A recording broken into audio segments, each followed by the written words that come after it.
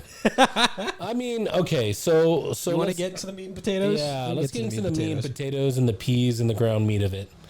So, like a shepherd's pie. The first 30 minutes of this movie are setting the character up. Right. And showing you where she is and who she is as a person. She moves from her small town to go to college in the big city. And she has dreams of being a fashion designer. Yeah, and she's pretty good at it. Her first dress was made out of newspaper. Which is pretty cool. Yeah. Yeah, she has big dreams to aspire to. She learns, like I did personally, that college is ass. And people are bad. Yeah. Not all people, but generally, like, the ones in college are. Yeah, like the people that in this movie prove themselves to be, except for one. Yeah. Except for one who was also kind of weird the entire time, and I don't think that's his fault. No, it's that potential, like, could be a little bit overly nice weirdness. You know what I mean? Yeah. Okay. So in like noir, there are tropes, and there's do you know what a femme fatale is? It's a phrase that came from the noir trope. Yeah, tell them because I already knew. So. Yeah. Okay. So to tell you, not Jarvis, a femme fatale is a character that is placed inside of a noir-esque movie for the purpose of taking the main character down the wrong path. And I don't know if there's a name for the exact opposite, but there's opportunities in the movie for a different character to pull them out of the bad decision. And that's what... Hold on, I'm going to find his name. John. That's his name in the movie, is John. I don't know if that's ever said. Seems like a good kid. Seems like a good guy. Like, genuinely wants to be her friend. Genuinely wants what he feels is safe and best for her. And tries to pull her out of the bad, wrong decisions multiple times. I think he noticed her awkwardness and she felt uncomfortable. Yeah, and they vibed. I think because he recognized that and he's probably had those types of feelings before. Yeah. Feeling like an outsider. I think that's why he gravitated towards her and wanted to, help her out. I mean, when they first met, she was all flustered because of her awkward taxi driver. Yeah. Creepy taxi driver. Yeah. And dropped her stuff and he tried to help her. And then throughout the movie, he's just trying to be a good friend. But obviously he finds her attractive and he wants to, Anyways, back up from that. It's alluded to at the beginning when she's at home with her grandmother that, are you going to be okay in the big city by yourself? Your mom had problems, and if there's a problem, let me know. And it's like, oh, no, it's fine. I'll be okay. We don't really know what that means yet, but we do see her seeing her mom in the mirror. But, without any extra prompting, you could just see that as, like, the main character's motive is to make their mom happy or something, not she's schizophrenic. What she is, she's schizophrenic. That's what it is. But like in a weird way that we'll get to in a moment too. In a weirdly accurate way. It's like, spoiler alert, she's schizophrenic, but she also does see ghosts. Yeah. Like really actually sees ghosts. So we're the crazy ones. She solves a mystery with her schizophrenia. So maybe schizophrenics are actually superheroes. Maybe that's the moral. Yeah. That was a joke, by the way. That was my dry sarcasm. That was. I'm saying that this is. If you haven't yet. Yeah, it's a poor representation, is what I'm saying. So she goes to school. It's like the first 30 minutes of the movie. She doesn't like her roommate. Her roommate talks a lot of shit, so she finds her own place to stay with some old lady. I mean, she's just the classic mean girl. Which I agree with. Don't stay in an uncomfortable situation. Yeah. If you learn anything about this movie, spend the first 20 minutes learning what it's like to be uncomfortable where you live, and then move somewhere else, and then leave. Like, especially when they're talking about you behind your back, and they see you as competition, and they're just trying to socially, like, combat you at every second. Mm-hmm. I agree. And then we get to the crux of the story, which is she goes to sleep, and then she starts seeing visions of the past of this character named Sandy, played by Anya Taylor-Joy, who is in everything currently. Anya Taylor-Joy is so hot right now, in everything. That's a movie reference from. You know which one? Yeah. Do you know which one? Hot Fuzz. No. The Zoolander. Oh yeah. I understand. I'm so hot. I'm an understanding now.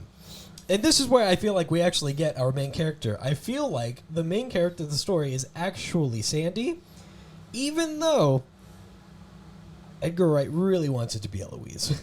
Yeah. Really so poorly. And the reason, I'll get to the reason why in a moment. It's substantiated, I promise. So we learn about this up-and-coming singer in the earlier, 1950s? Yeah, I was going to say, it's probably the 50s, so she's dreaming about the 50s, and she's... 1960s. 1960s is where it's at. 60s, so she's seemingly living out this... Yeah, in seeing herself in the eyes of Sandy. Yeah, her memories and her experiences. Yeah. Verbatim, as they happen. Yeah. Yes. And Sandy's this up-and-coming singer. She's really good, and she wants to sing at, the biggest bar lounge in London. Well, she's the same as freaking Eloise in that respect. Right. They both want to be They both have aspiring dreams. To be a fashion designer, make a name for themselves. Yeah, to be a singer, a famous singer, a celebrity. Yeah. And so... seeing how cool and how confident Sandy is, gives Eloise the cool confidence that she needs to want to be herself. I'm going to get back to it. This is very important. It's a very important... Can I say error? Is that the right word, do you think? Error? Yeah, the biggest error in the writing. Anyways, as we go through... every time Eloise is awake, she meets up with Jack, and Jack's like, wow, you're so cool and confident now. Let's go hang out or something. And then Eloise goes, no, or yeah, and then goes and makes a bad decision. Honestly, I'll be real, it doesn't matter to the story. So I'm going to talk more about Sandy. Sandy goes and meets some big hotshot named Jack, who can get her in to sing at all of the biggest clubs, played by Matt Smith of Doctor Who fame. Also, infamously, the villain of the Morbius movie. Geronimo. It's Morbin time. It's Morbin time. Also, the villain of Last Night in Soho. Yeah. Spoiler alert. So Jack is like, yeah, baby, I can get you into all these clubs. Come on over here and talk to me. And then they make out. Just as smooth as that. Yeah, just as smooth as that. In his weird Matt Smith way. Simple says it works. He's British because it's the accent. I don't know if it works because he's British. It helps a lot. I think. I don't know. A British accent. I don't know if a British accent works when you're in London. I mean... Fair enough. I think it works. I think it works wherever it is. You know what I'm saying? Okay. All right. Like even in Japan. What about Cockney? Do you like that one? Oh, that's my favorite. That really gets me. That really gets me going, buddy. Oi. Anyways. So Matt Smith does a classic snogging with Sandy, and was that? Look it up, kids. Google that. Google that on your family's computer. And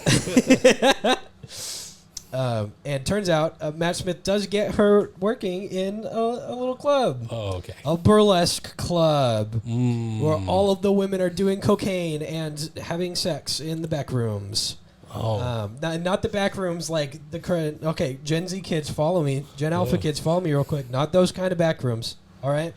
The regular back rooms, like the backstage areas, okay? Whoa. Focus. Subway Surfer right there. Just watch it. Keep watching. And as we get more into this, the less Eloise is like, oh, I don't like this anymore, but she's already made it her entire personality. So it's a little too late. So now she is also making bad choices for some fucking reason. So basically what happens is, okay, so initially it helps to give her some confidence. She starts doing good in her fashion. Project myself. She's using some of the 60s fashion design in her like retro modern class, and so and she's getting good attention for it.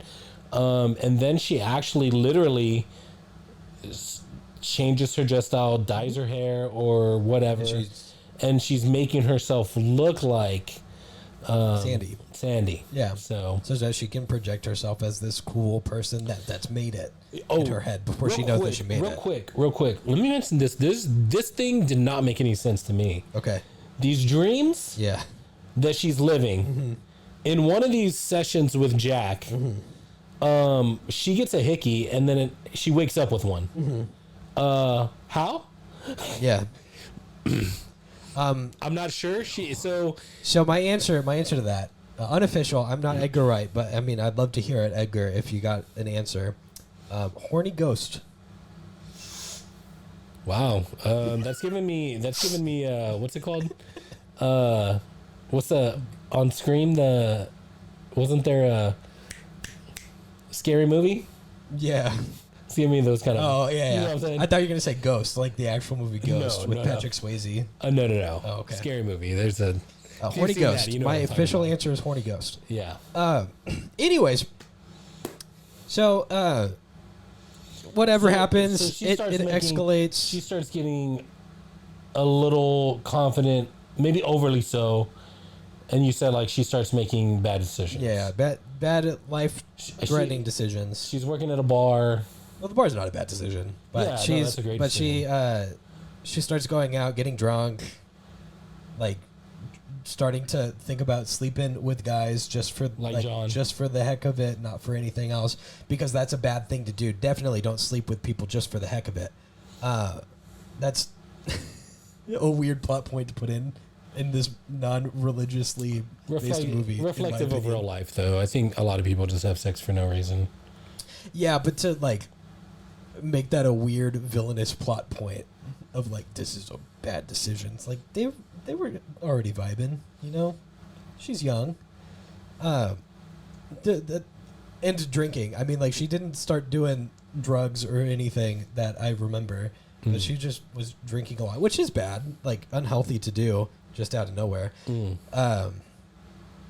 But like, yeah, it's supposed to be representative of this regularly conservative straight edge woman.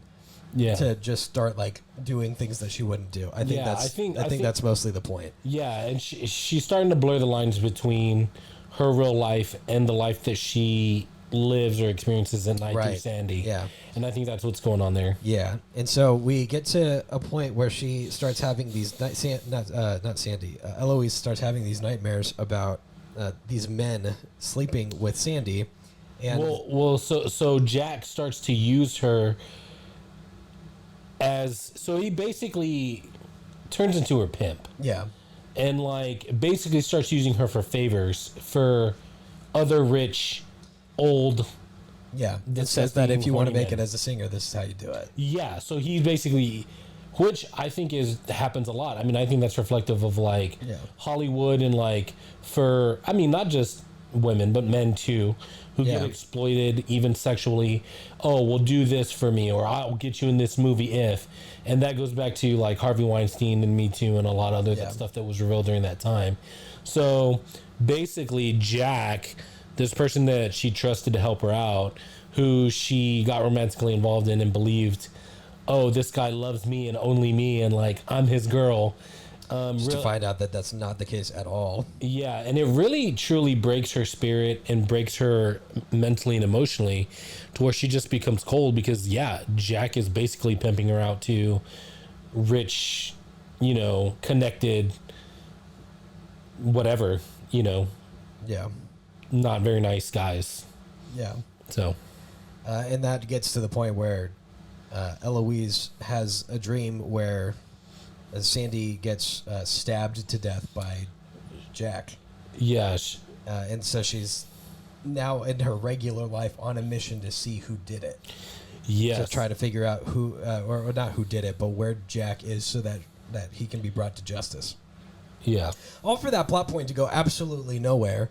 And we learn that Eloise was wrong, and Sandy murdered all of these men that have been haunting her in these weird dreams that are not real, but not real, and not hers. And right. So there's a guy introduced that also comes across as very weird and creepy, and like, I mean, it's a barman. Yeah, man from the bar. Yeah, played by. You've got it here. Try to remember. He's so the movie introduced him as this kind of like creepy dude who's just always looking at her, And no, his name is Silver-Haired Gentleman. That's what they call him. Yeah, and so he basically notices her, and then he recognizes the way that she's dressing, because she's dressing like Sandy from the 60s. Yeah. 60s Sandy, we'll call her.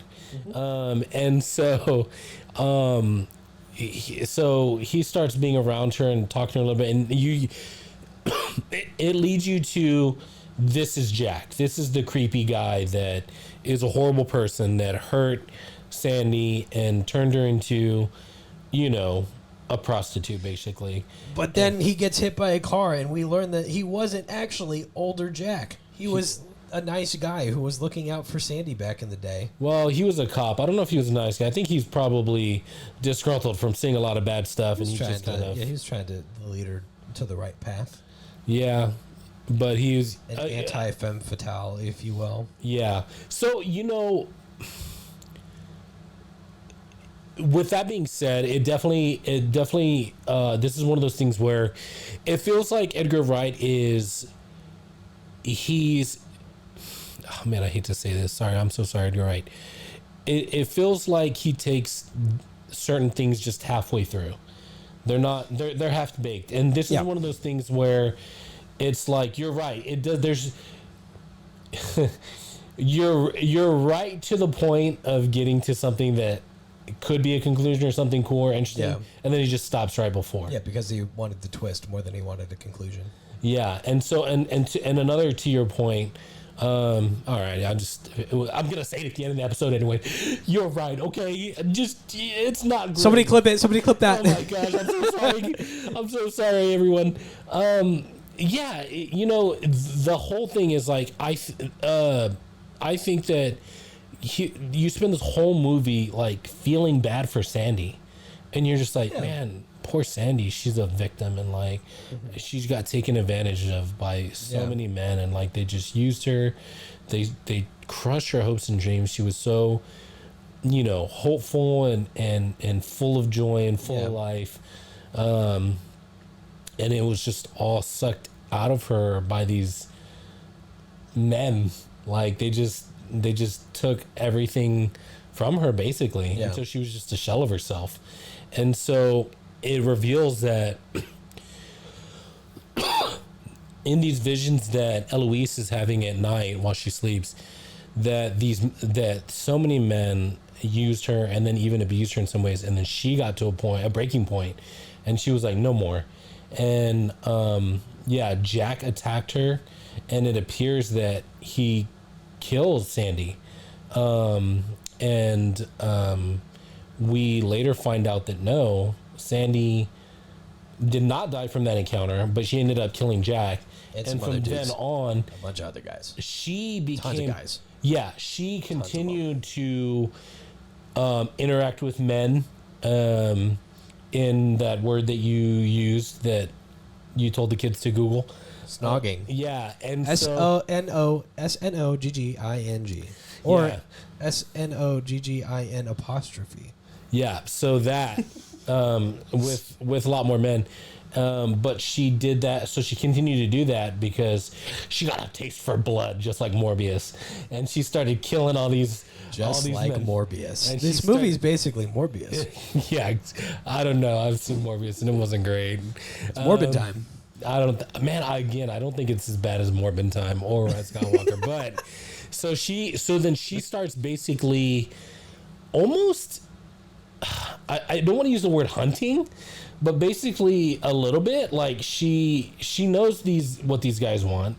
Yeah. She kind of lures them into that place where they want to be, and then she just kills them. Yeah. So she turns into a murderer, which I ask you, is she wrong? I mean, full-time movie fans, is she wrong? Full-time movie fans, leave it in the comments. Is she wrong? Is she wrong to do that? Because the movie wants you to think she is. Yeah, and it's one of those, but and that's where another thing where it's confusing is that, like, okay, we're supposed to care about Sandy and like, yeah, she's a victim. And then also when we see her getting vengeance on these men, we're like, yeah, absolutely. Yeah. Like, and it's like, oh, but she's the bad guy. Yeah, she was. But then, yeah, because it's morally wrong to kill. At the end of it, you're like, okay.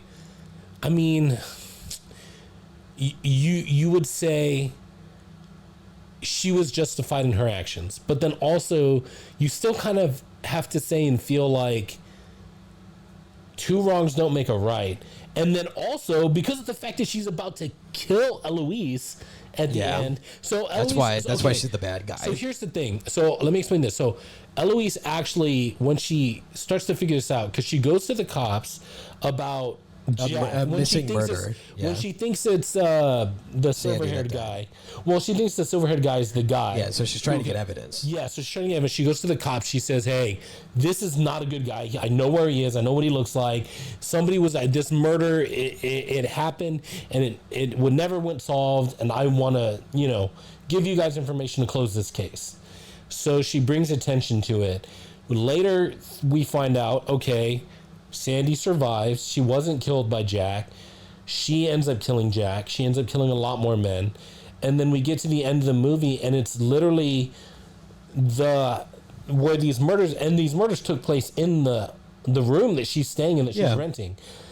It's owned by Sandy. Yeah. Sandy is the old woman who rented the room out to her, who subletted it out. And so now when Eloise is like, she should have listened to her grandma, she comes to the conclusion, yeah, you know what? Being around the city with all these ghosts or spirits that she can interact with now, I guess, she's like, okay, this is way too much. I need to go back to the country, and grandma was right, and this is way too much, and I am not healthy in the head. Yeah. She comes back to get her stuff, and she's like, I'm sorry, I'm going to move out. I'll still pay you and make sure you get your money. And then come to find out that Sandy is there, and she had unwittingly told her like that she got the police involved. So Sandy, the person that we're supposed to be like, oh man, poor thing, like I can't believe that you had to go through all that. Now she's the villain. Yeah, last 5 minutes in. She drugs Eloise. Yeah. She's talking about killing John. And Eloise. Yeah. She's going to kill Eloise and she's like, oh yeah, I know nobody's going to find out about this because you're not going to tell anybody. She's like, oh no, I promise. Like, and Eloise is the same as us. Like, she doesn't falter for that. She lived and experienced it almost with her. Right. And so she's definitely like, hey, I agree with you. Like, you did nothing wrong. Like, I would never tell anybody. I don't want you to get in trouble because you're a victim. Yeah. Only for Sandy to drug her tea and threaten to kill John as well. Mm-hmm.